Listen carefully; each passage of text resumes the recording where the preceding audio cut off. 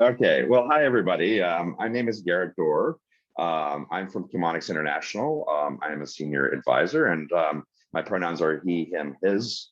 And I'm talking to you today from Istanbul, Turkey. And this picture actually behind me was actually taken from my window a few minutes ago. So welcome to our panel, Voices from the Middle East and North Africa, Partnerships with Local LGBTQI Advocates. I'm pleased to welcome you on behalf of ChemPride, which is Chemonics ERG that focuses on creating a welcoming, affirming, and empowering atmosphere for our global workforce, so staff can achieve their full potential regardless of sexual orientation, gender identity, or gender expression, or sexual characteristics.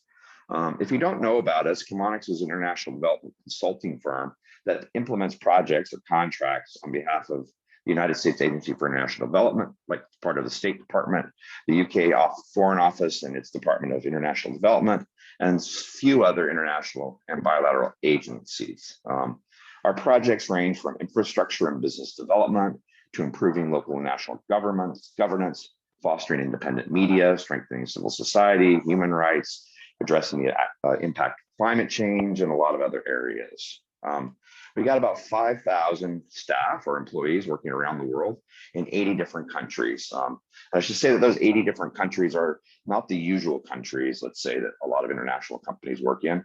They're spread throughout Africa, the Middle East and North Africa, Asia, and we have a small footprint in Eastern Europe as well. As you can imagine, the sheer size and diversity of our workforce makes creating a welcoming, affirming, safe, and empowering atmosphere for our LGBTQI staff really a big challenge. And for that reason, this is part of our effort to learn from advocates in the regions we work on how best to address that. Today, we're focused on the Middle East and North Africa, a region I've lived on and off for the majority of the last 30 years, most of my adult life. And it's really a huge part of who I am as a professional and as a queer man. And I haven't shared this with the rest of the group here, but I actually went to my first gay party and came out in Cairo years ago. And a lot of those people are still friends of mine to this day. The work of our problem statement is the work of employee resource groups like ours tend to focus on staff in the United States and Europe, often addressing LGBTQI rights and staff from a European American lens. Our question is, how can we learn from locally based CSOs and advocates to expand this perspective and our approaches beyond this limited view to fully engage and support our global teams? We're just starting this journey as a company, and I can't say that we've gotten too far yet, but we hope to generate discussion here today with some MENA-based advocates and also with potentially ERGs and organizations and people from other companies as well. I'm joined here today by 3 exceptional human rights advocates from Tunisia, Egypt, and Lebanon. Kindly note that some of them will not be turning on their cameras for safety reasons, and we'll probably continue to use just our first names. I'll let each of the panelists now introduce themselves in a minute, their organization, and share their initial thoughts and experiences in the context of 2021. After that, I'll ask 3 sets of questions. And then Adrian from our company will share a few lessons learned from engaging CSOs across the world. And then finally, we'll have time for comments and questions. So please put your questions in one of the 2 chat areas, and we'll be monitoring those to ask at the end. With that, I would like to turn the floor over to Noor. And would you like to start and tell us a bit about LGBTQ life for Egyptians right now and how your organization is engaging? Noor? Thank you, Garrett, and the thanks extended to Chemonic and ChemPride for hosting this event, Voices from the Middle East and North Africa. My name is Noor, and I am the co-founder and executive director of Bidaya organization, and Bidaya working to promote the rights of LGBT with regard to sexual orientation, gender identity, gender expression in Egypt and Sudan since 2010. And we do this through different programs and different areas, including facilitating access to services, including health services and legal aid services. And we do this also through building capacity of the LGBT community members and activists, and also advocating to challenge and abolish discriminative laws based on SUGI rights and raising awareness on LGBT issues through campaigning and lobbying. Even though homosexuality is not mentioned in Egyptian penal code, but the LGBT community in Egypt face state persecution and social stigma. There is a dedicated police department, public morality police, that is affiliated with the Ministry of Interior that's commissioned to arresting who are not fitting the Egyptian society norm, namely sex workers, female and males, gay men, trans women, and any reporting non-normative sexual activities, even if it's in private places. So LGBT people usually face arrest, as I mentioned, and also this happening through different methods, including online entrapment, through dating app and social platforms. Other methods like arresting from houses and hotels and random from streets is also exist. The state use usually debauchery law and cybercrime law to arrest LGBT persons. At least we documented 500 individuals has been arrested between 2013 and 2020. Foreigners who are visiting Egypt are not an exception, so also got arrested. The Egyptian state issued an executive order in 2016 to deport individuals who are charged on debauchery, even if the case is acquitted by the court. Violation include verbal, physical, and psychological. Sexual assault is existing in detention places. Testimonies of survivors who experience detention on debauchery cases narrate different types of violation beside the stigma and discrimination. I think the challenge also came when you're speaking about anti-discriminative legislation and policies. So there is a huge lack on national anti-discrimination legislation and policies that provide constructive protection for LGBT individuals. Non-state violence during the pandemic of COVID-19 disclosed the weak legal structure of Egypt, and dozens of LGBT community members reported different types of violation. Also, we noticed increased requests of mental and psychological health services during the increase of domestic violence during the lockdown. I think this is a general overview about the situation in Egypt. And back to you, Gary. Thanks, Noor. I'll turn it over to Khawla to talk about Tunisia and some of the challenges. I think you have some emerging challenges with, I don't know whether we're calling it a coup or suspension of democracy or what the term is. Maybe it's up for debate right now in Tunisia. Hello, everyone. Thank you so much for having me. I'm very excited to be here. So my name is Khawla Bouaziz, and I'm the Secretary General of the Initiative Mawjoudin for Equality, which is an LGBTIQ+ organization based in Tunisia, and that's been operating actively since 2015.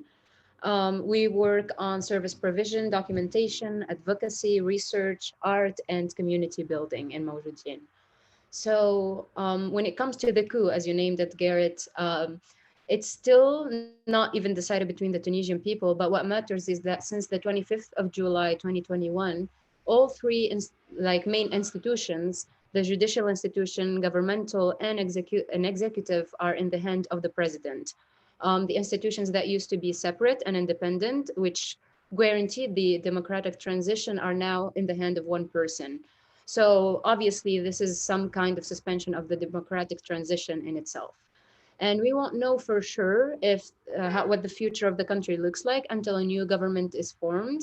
And although the president had appointed a new prime minister, and to our surprise, it's a woman, finally, the first woman prime minister in Tunisia and in the MENA region, to form the new government, we're still in doubt because we are used to Tunisia trying to polish its image on the international scene, and which before had created a lot of issues and created a gap between the reality on the ground and what we portray internationally. So we're still itchy and about that in civil society.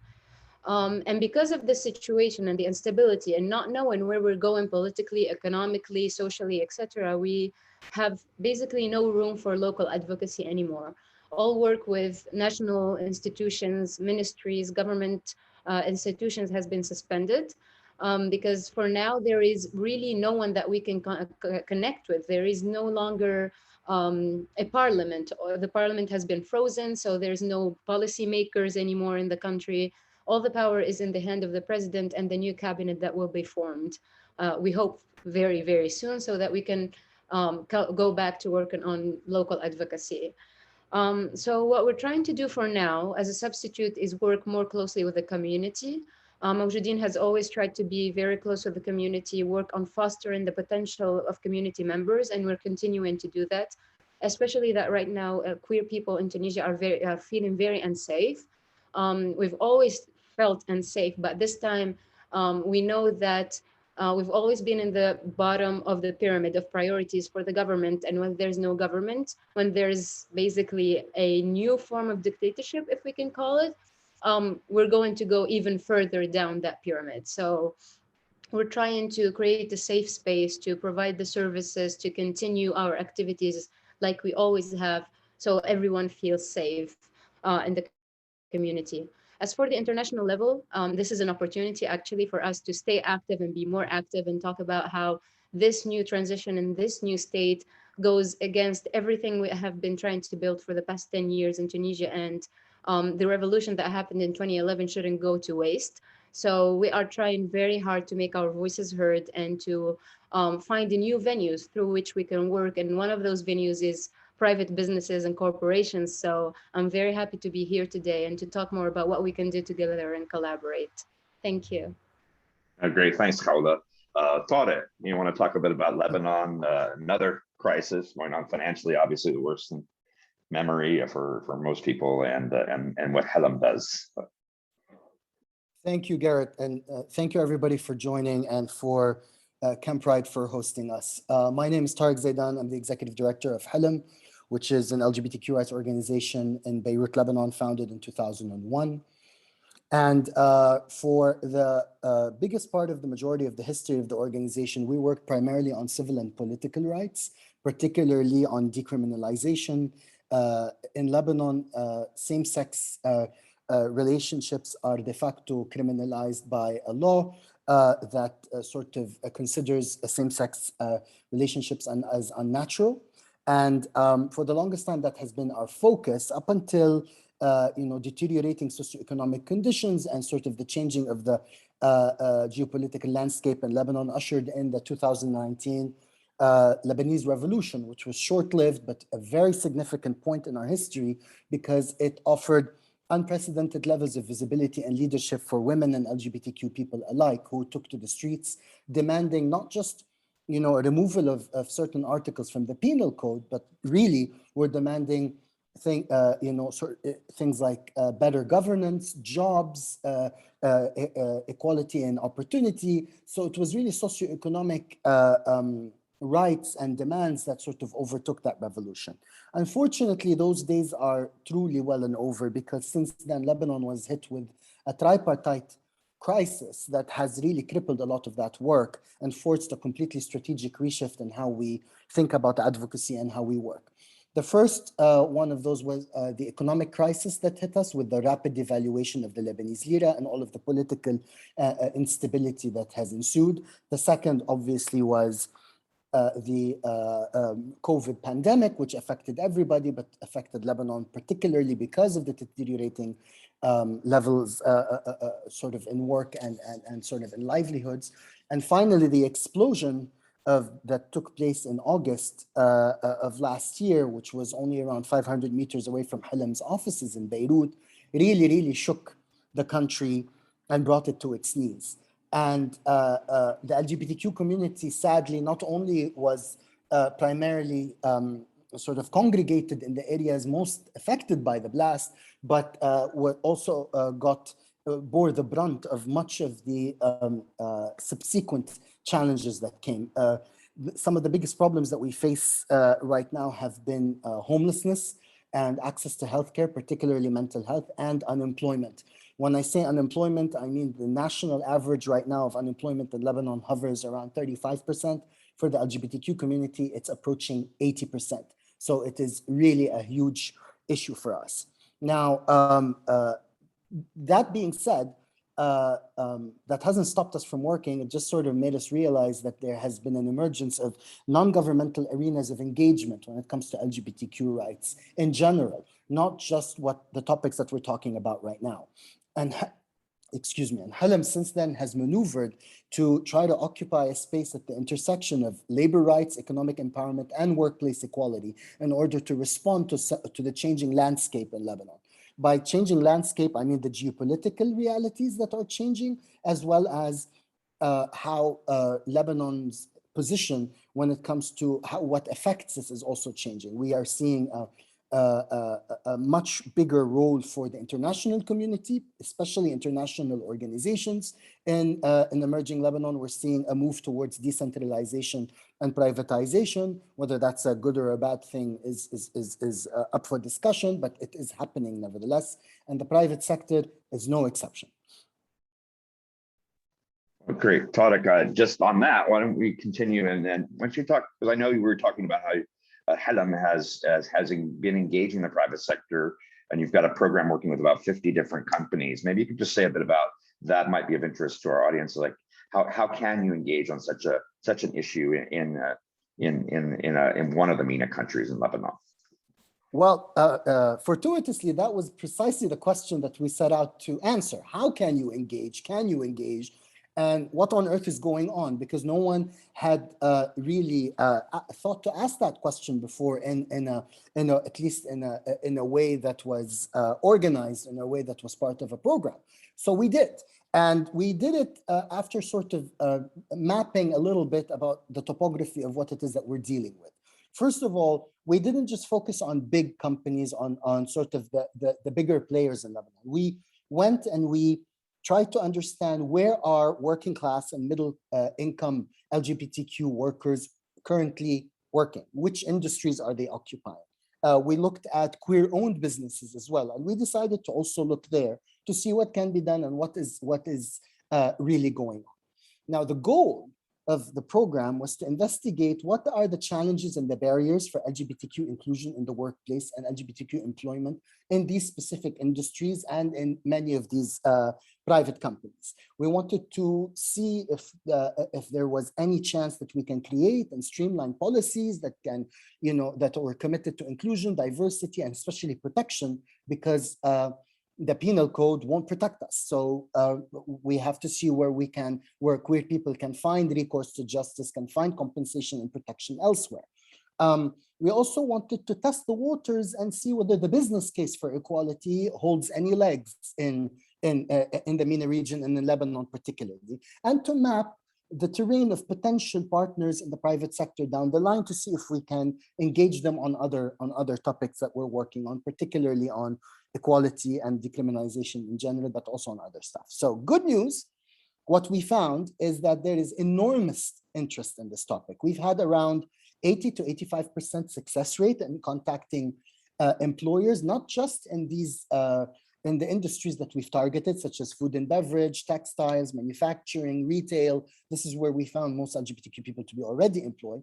But actually 50% of the companies that we engaged with were outside of these industries, and we had similar levels of success. Now, that's the good news. There's a lot of interest and there's a lot of willingness to do this. The bad news is that that's pretty much it. There is a severe lack of knowledge when it comes to LGBTQ, just sort of individuals and issues, but also needs in the workplace and outside as well. There's virtually non-existent policies when it comes to protection, when it comes to harassment, any of that, recourse to justice, compensation, policies don't exist. What we found is that instead of policies being linked to a company's values, they're really linked to individuals. So it's actually the HR person that guarantees, for example, that no bullying or harassment is happening in the workplace. But once that person is out, there's virtually no guarantee that people are protected. We've seen also a lack of infrastructure and lack of accessibility in general in Lebanon, not just for LGBTQ people, but for all folks that require work to be done on accessibility for them to be able to join the workforce. We've seen also a shocking lack of policies and mechanisms on complaints for anything related from sexual harassment to bullying, to aggressive behavior, etc. So we're still in the middle of gathering this data. We've talked to around 70% of these organizations, but so far it seems that there is a lot of interest, but not really a lot of capacity. And I'll end by saying there has been also an increased interest in how to attract LGBTQ talent and retain it. With almost 80% of the organizations that we have talked to have asked whether Hilm is willing to sponsor some sort of employment referral system. There's been a lot of enthusiasm for trainings. So the business case is resonating. That's awesome. That's awesome. That's really interesting. Khawla, I know that Mawjoodeen has worked with smaller businesses and on the consumer front to create safe spaces. Maybe you want to share a bit about that? I thought that was really interesting. Yes, for sure. So in Mawjoodeen, we created a project and it's called the Safe Label. And basically, the idea was that we give that label to businesses after having a meeting with them and having a small workshop with them where we teach them the basics of LGBT. It's like Queer 101, the understanding of the language, of the reality of people living as queer people in Tunisia, etc. It's basically an introduction to SOGSC. And after we deem that that business is safe for queer people, whether as employees or as customers, we give them the Safe Label, which is actually a big banner, a big label that they hang in their offices. But it's at the same time kind of discreet. So other people from the society who are homophobic, they wouldn't automatically know, oh, this is a queer place. They would just see a big green giraffe hanging on the wall and that's it. They won't understand. But for us, it makes sense. And for the queer community, they know it means it's a safe space for queer people. So we started doing that with small businesses, like, for example, communication agencies, travel agencies, businesses like taxi businesses, small shops, and people of that kind, because we believe that these are the spaces that we go to every day. These are the spaces that queer people frequently attend and they need. These are where we get our basic, needs from. So what we provide is the training, it's the knowledge, and what we gain from them is more safe spaces for queer people to exist without fearing any sort of harassment, whether being as employees or customers. And what we learned is that there is ground for communication. Yes, we thought that the image was gloomy and dark, but there is space for communication. There are small businesses that are interested, and all it took was for us to take the first step. And we believe that it's a very important first positive step into reaching more into society in itself. And that conversation can even, open up doors from one business to the other. The neighboring business will see the sign, they will wonder what it is, and they will want to talk to us about it. And that's basically our goal. We want to spread the queerness in the already existing spaces instead of creating new ones, because this way it's just easier, less time consuming, and we make the best out of what we have.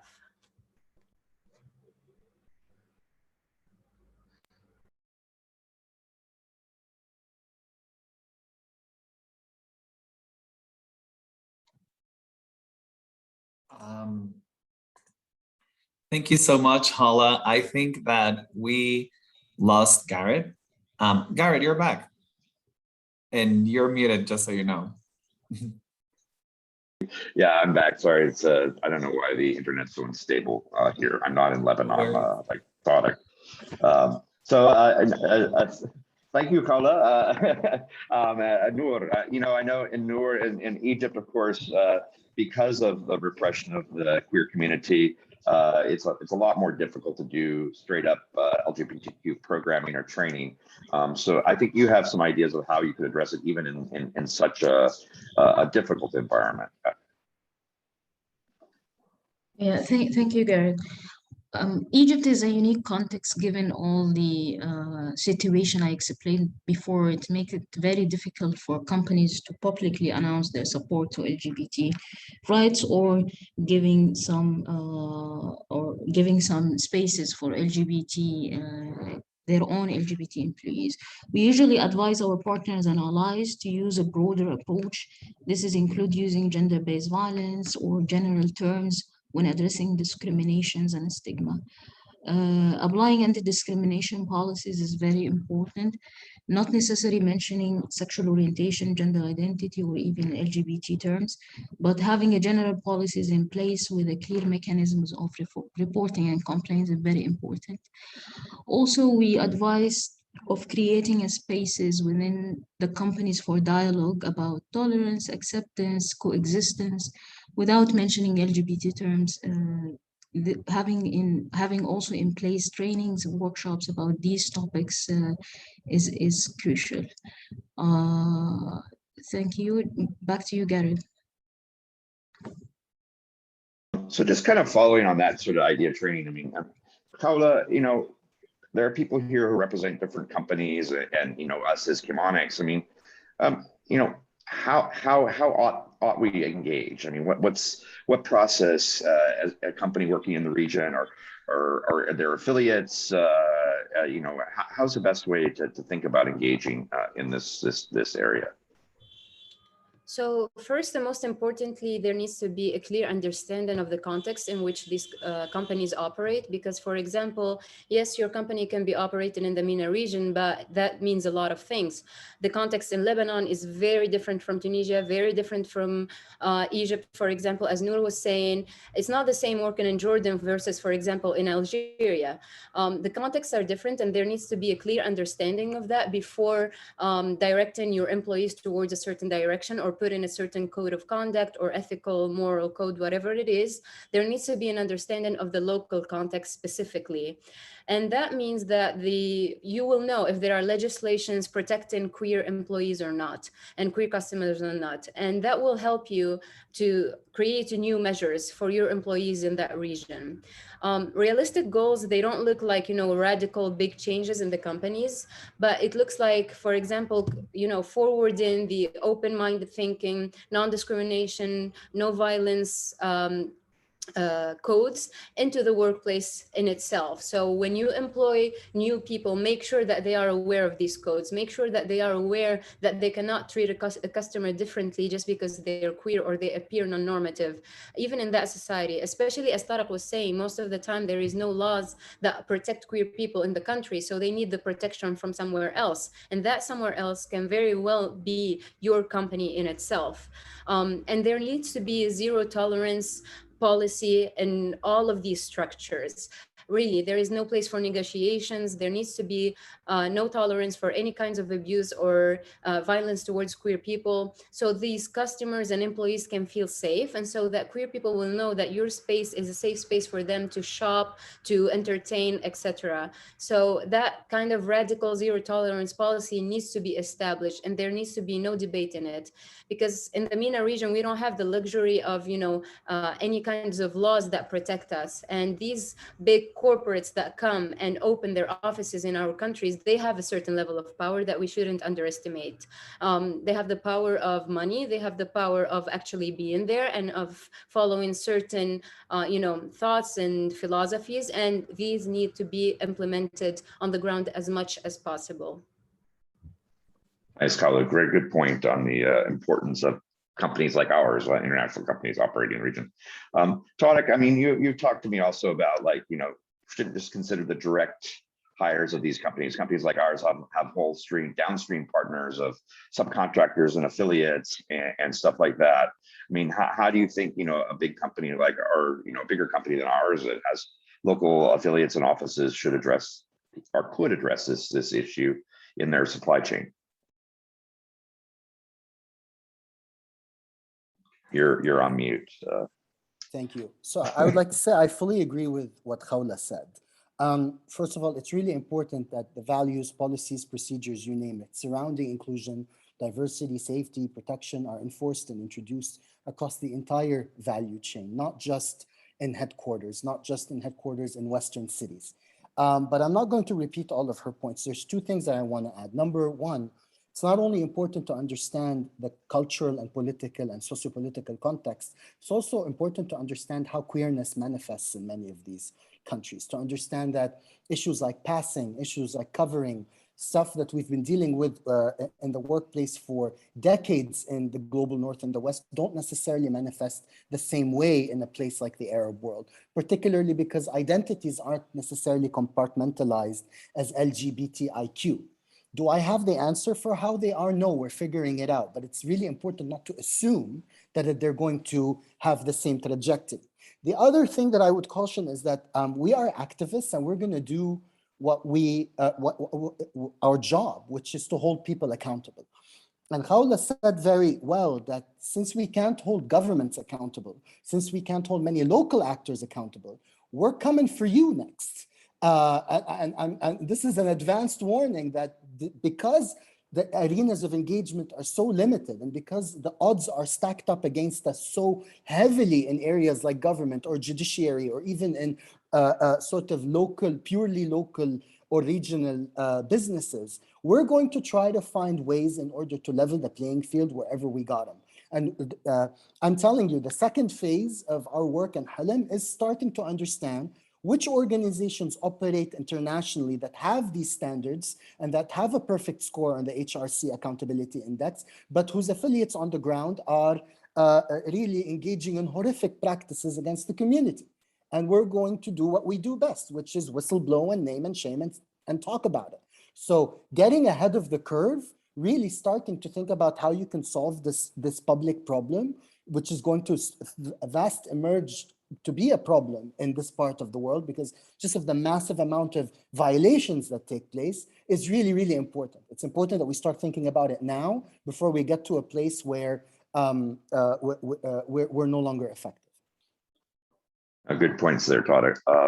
So Noor, in Egypt, I mean, we know there's much more pressing issues with individual cases of people who've been arrested and providing psychosocial support and other support to the community. Maybe you can just say a little bit about like what your organization does for at that level. And I know that's some of the really important work that you do. Thank you, Gareth. I think I gave some overview on LGBT situation while answering the first question. I just wanted to add that Egypt is politically and economically unstable country. Egypt is under a state of emergency since ever and under a dictatorship regime where President Sisi changed the constitution to give himself to stay in power until 2030. Civic space is shrinking with the restricted NGO laws and foreign funding case that's still going on since 2014. Attack against human rights defenders are also remarkable, where the state using fighting terrorism as an excuse. There is also a lack of safe and friendly spaces that support LGBT community members. But despite all the odd and all these challenging situations, Bidaya was able to operate and provide services, especially legal and health services, and providing spaces for LGBT community to exist and engage. We were able also to empower LGBT community members and activists, not only in the center, big cities like Cairo and Alexandria, but also able to reach other cities across Egypt. This has happened through a dedicated staff and service providers who believe in the cause and equal rights of everyone despite their orientation or identity. It was important for us and as an organization to pay attention to the security of our staff. So we follow a strict security measurements, and also we are taking care of the well-being and mental health of our staff, especially when working in such a risky environment and under pressure all the time. Mental health is very important.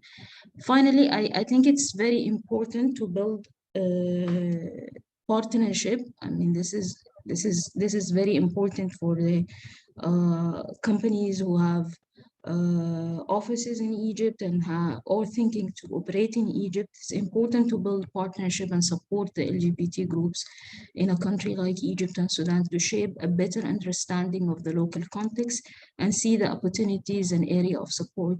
It is vital to continue this consultation with the civil society organization and human rights defenders who are working on SUJI issues, especially that the political situation in this region is changing all the time. Back to you, Gary. Thanks, Noor, and thanks for the hard work that you do. I know it's not easy and it's dangerous. So with that, I think I'm going to turn it over to Adrian for a few minutes just to talk about the broader sort of way that Chemonics is engaging CSOs around the world.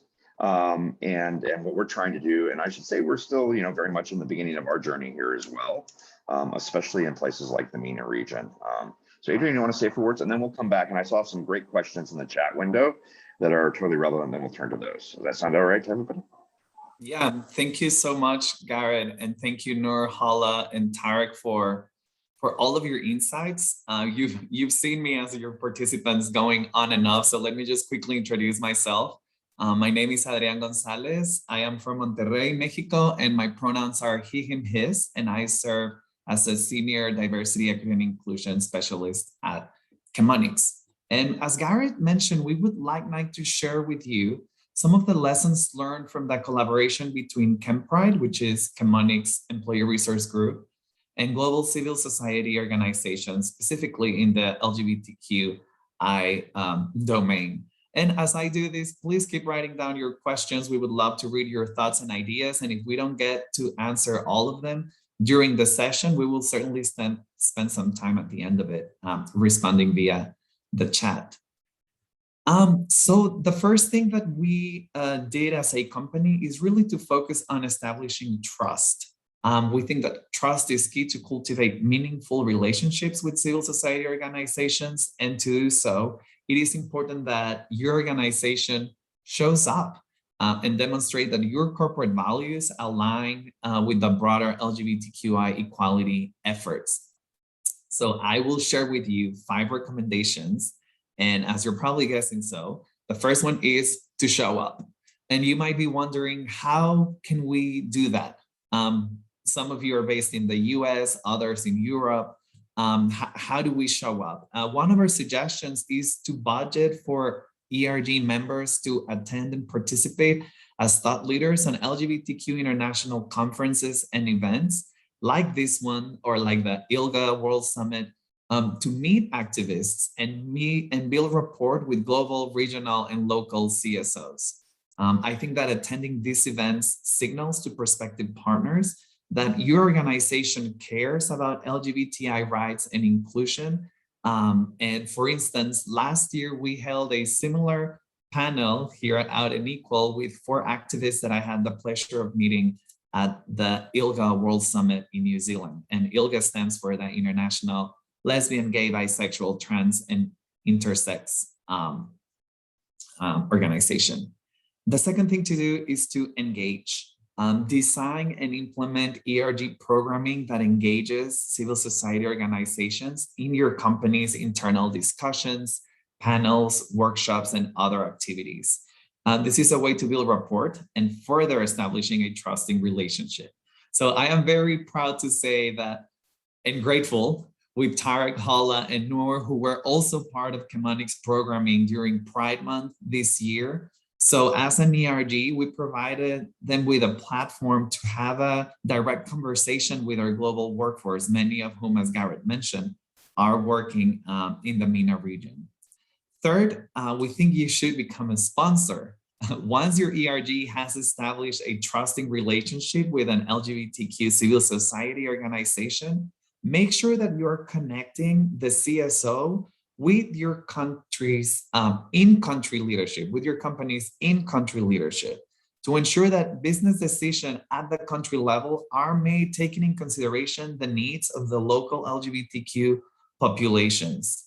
Going back to our esteemed panelists today, after the internal Pride event, which we held in June this summer, the ERG made connections between leadership from the CSOs and our in-country leadership in Lebanon, Egypt, and Tunisia, with the hope of opening doors for future collaboration at the local level. And I would love, if we have time, for Tarek to talk a little bit more about how these partnerships might pan out, especially for those of you who are asking, how can we do diversity, equity, and inclusion work in a way that it's culturally relevant in the region? So if you want to put that on the parking lot, Tarek. The last 2 things that I have to offer you is partner. Consider leveraging your ERG and their existing LGBTQ civil society relationships to maximize your business development opportunities. To me, this is where the ERG makes a full circle, connecting the ERG's mission with the company's bottom line. Last year, Chemonics had the privilege of partnering with 2 civil society organizations, Equal Ground Sri Lanka and the Jamaica Forum for Lesbians, All Sexuals, and Gays. And we partner on a project that focuses on the reduction of violence and discrimination against LGBT people in the Commonwealth of Nations. Finally, ensure that your ERG has a plan in place to sustain existing relationships with LGBTQ CSOs. You can do so by scheduling quarterly or semi-annual check-ins, by organizing regional dialogues through newsletters and other communication strategies. But I do think that it's ultimately the ERG's job to serve as a convener or connector between your business leaders and the civil society organizations. I know this is a lot of information, and a colleague of mine and myself wrote a quick tool, a reference tool. So I will be dropping in on the chat so you can have it for yourself, use it as you see fit, where we expand of these lessons learned. And I will kick us off with the Q&A. So I don't know, Garrett, if you have a selected question. As I mentioned, I would love to hear from Tarek also about the partnerships between companies that are based outside of the MENA region and CSO organizations, kind of at the diversity, equity, and inclusion front. So there's one question I thought followed nicely along the discussion we were having, and we haven't covered. It had to do, and I'll paraphrase it. I'm sorry.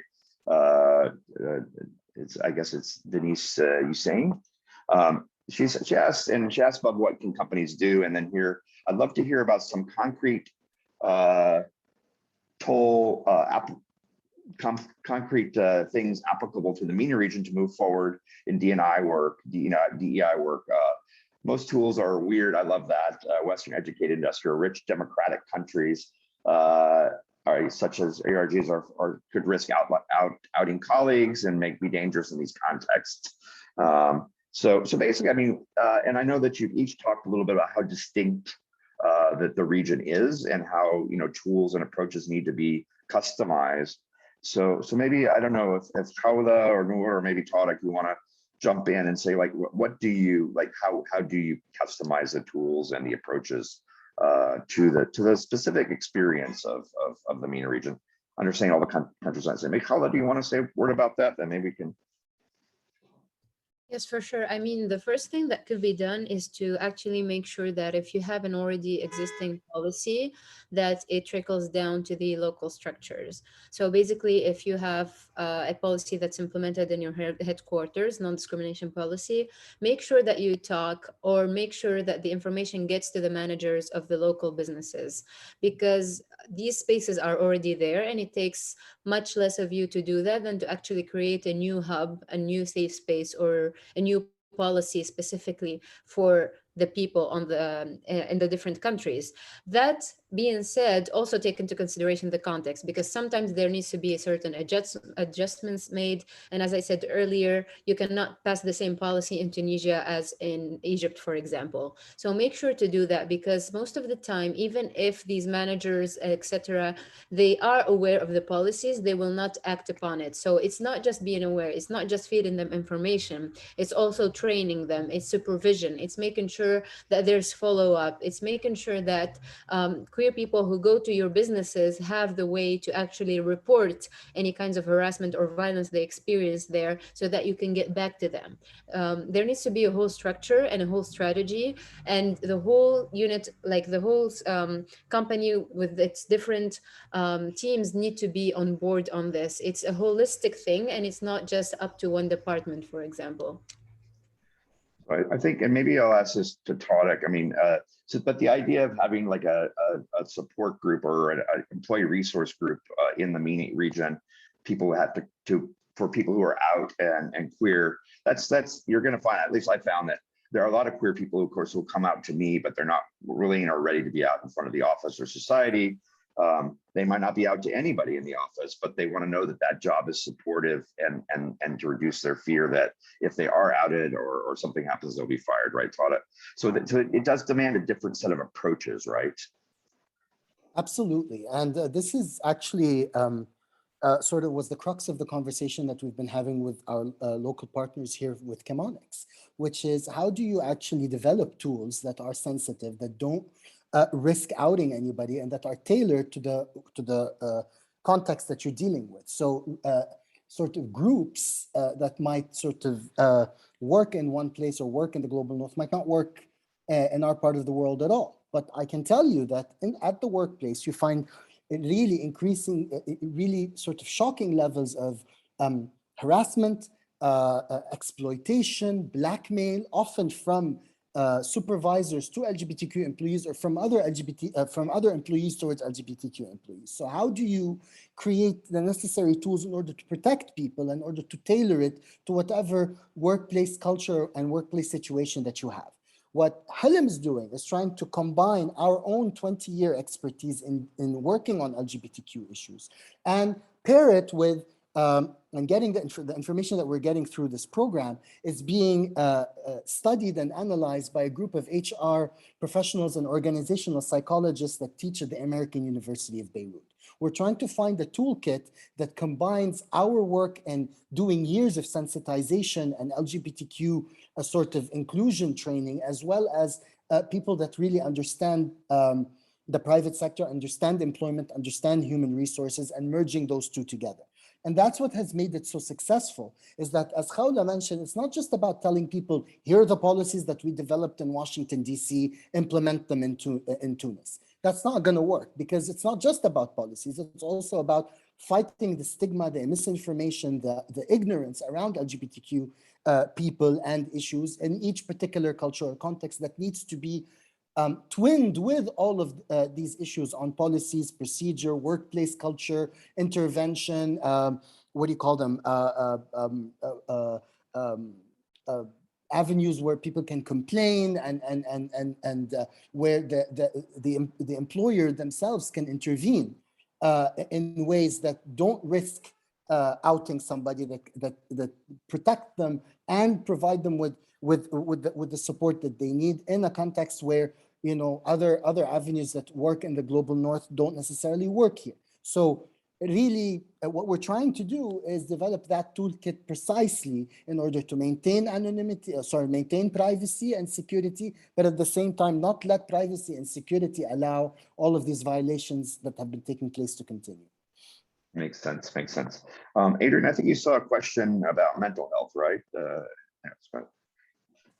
Yes, I have a question here from Elizabeth, who's mentioning or asking, in countries where being LGBT is criminalized, are there any channels for mental health access?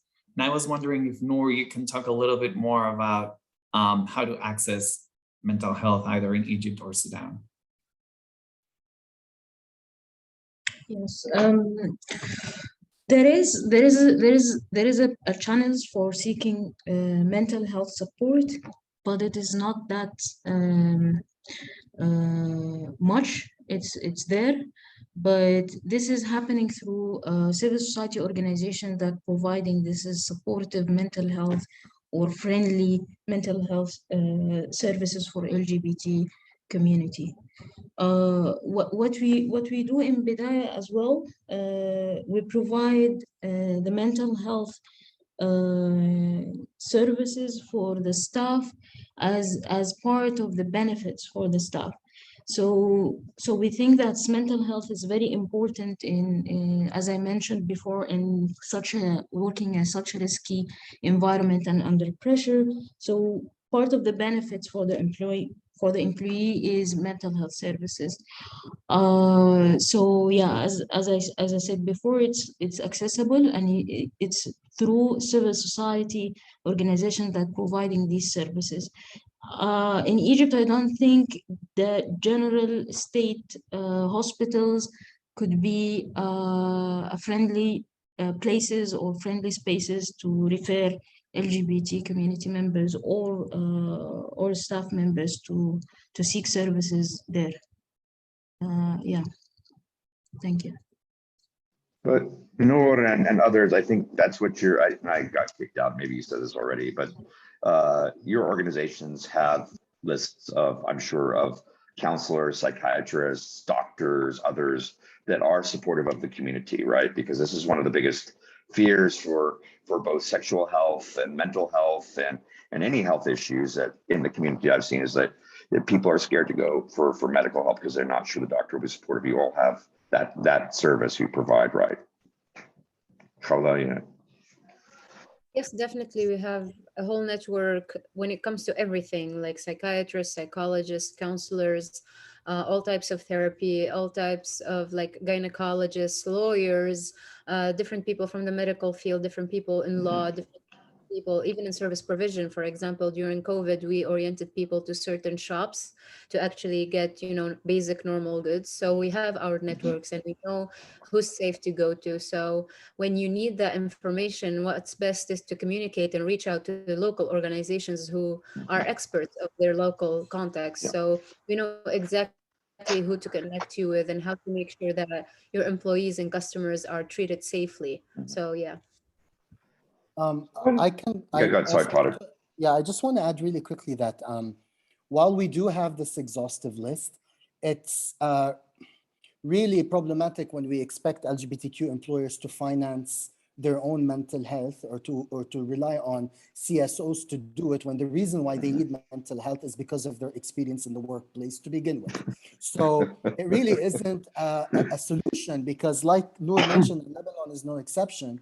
There is no access to mental health for queer people. There's barely even a bereavement days or mental health days in many companies across the entire region. The onus of the problem isn't just to provide mental health services, is to deal with why people are requiring mental health services to begin with, and that really starts at the workplace and ends at the workplace in many cases. So yes, that choice, that option exists, but it doesn't exist for long. It is enormously difficult to maintain, and really is a sort of a patch job of solution. It's not really addressing the core cause. That makes sense. So with that, maybe I'll ask one final question that's related to, and then we'll conclude. Maybe just a very quick answer. What would you say to, there might be people here on this or who either work in work in HR and they have expat staff going to the region, or they themselves are thinking about accepting a job in one of the MENA countries. What would you advise them to do? Just very shortly, what steps should they take to understand, prepare themselves, and really be a good citizen, let's say, when they arrive? Tariq. Well, I'm hard pressed to see who would want to come to Lebanon right now with the lira. Yeah, but if you do decide to brave these waters, yeah, I mean, listen, like in every situation, there is a certain culture that people need to adapt to, and it really differs on the not just the city, not just the local, but also the workplace culture that you're in. In many of these places, we've interviewed LGBTQ people that have worked in the companies that we're currently engaging with, and they love it. And they think it's a supportive environment, it's amazing. But the lack of policies, procedures, protection is also very glaring. So even if you do happen to find yourself in a place that's welcoming and supportive, that doesn't mean that you have protection. And the reverse is also true. Issues like passing and covering are really, really going to affect you, because in some places you are not obliged to pass or to say or to deny your sexuality, and other places you are, in order to just make it through the day or to have access to better opportunities. And covering is also an issue. Just because you're gay doesn't mean you're comfortable bringing your partner to a workplace function or to display something that could be seen as gay. We all have felt the pressure to be straight acting in certain places. So it also holds here. Our job is to make sure that as many places as possible make it welcoming for anybody that comes in, not just queer people, for women, for people with disabilities, for migrant workers. So this work is really intersectional, and it's really at the beginning, but we're committed to it. Thanks for that. I mean, I've found, you know, having obviously lived in a number of the different countries and traveled throughout the Middle East and now being in Turkey, it's very situation dependent, isn't it? There are queer spaces, there are very supportive communities. There's other places where you wouldn't, and I always start by just watching, observing, and talking to people. I usually try to find a local queer community and people through connections and friends, and really sit down and talk to them and say, "Well, tell me what I should do, how to act, and please give me advice." I think that's really, and one size doesn't fit all, right? You can be in one place one way and another place another day. It's unfortunate, but that's the way it is. So with that, I think we're going to just go ahead and conclude. I think right now our hour is up, so I want to thank everybody for joining us. I really want to thank Tariq and Khawla and Noor, and really, you know, wish you the best and hope that we can continue to cooperate. I don't know if you've seen it, but in the Zoom chat window, they each put the links to their organizations to learn more. Or if you as an individual or your organization would like to donate to their really valuable work, I'm sure that would be more than welcomed as well. I think we're really hoping that this becomes a trend. We're hoping to continue to work together to try to come up with policies. I think the thing that we have learned, that even when you have somebody like me who's worked and lived in the MENA region for so long, I am not the one to tell us how to train or how to engage. You really need to have people from the region, people who are activists, people who are in their own country to do that, because it's so nuanced by the country, by this class, by the different group in the country, that it's really, you know, it's really essential to engage local expertise and local people to do this, and not just think you can import a model from the United States or Europe. I think that's, if there's any lesson I think we've taken away from this process, it's that one. And so again, I want to thank you, and I also want to thank Adrian and our ChemPride for pushing us to do this and keeping us on track and organizing and really trying to push the envelope in our company as to how we deal with and engage on these issues in a really, really complicated part of the world. So I think with that, unless somebody else has anything to say, final words, Noor, Khawla, Tariq. Thank you for listening to us, and please hear us. Thank you very much. Thank you very much. And Tariq. Yeah, thank you so much. If any of you know people or are working in Lebanon, our doors are open. Please get in touch. There's a lot of amazing work yet to be done, and very promising work. So hopefully we'll meet in person and do it together. Thank you so much for attending. And Chemonics is an ERG, and I'll speak on behalf of Adrian and the company. If there's anybody here from another company that's engaged in the MENA region or elsewhere internationally, I think we would love to share notes and discuss and come up with some common approaches to test. I think it's something I think we all, incumbent upon us all to do and do together. As I said, I think you're not out and you're in Lebanon and Tunisia, Jordan, and you, at least if you know that your workplace is I